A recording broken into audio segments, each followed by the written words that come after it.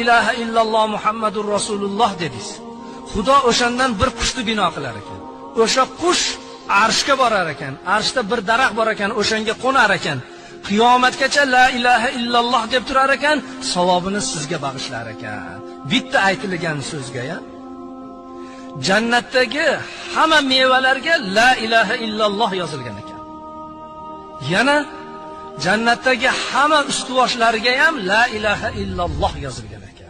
Bir odam 60 yil, 70 yil kufrda, zalolatda yursa-yu, la ilaha illalloh desa Alloh iymon nasib qilib jannatga kiradi.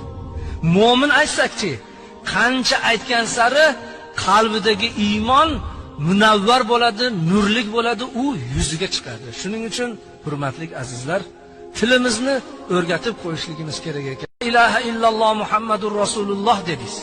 Xudo o'shandan bir qushni bino qilar ekan.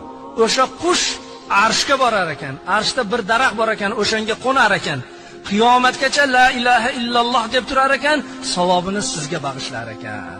Bitta aytilgan so'zga ya. Jannatdagi hamma mevalarga la ilaha illalloh yozilgan ekan. Yana jannatdagi hamma ustuvoshlariga ham la ilaha illalloh yozilgan ekan. Bir odam 60 yil, 70 yil kufrda, zalolatda yursa-yu, la ilaha illalloh desa Alloh iymon nasib qilib jannatga kiradi.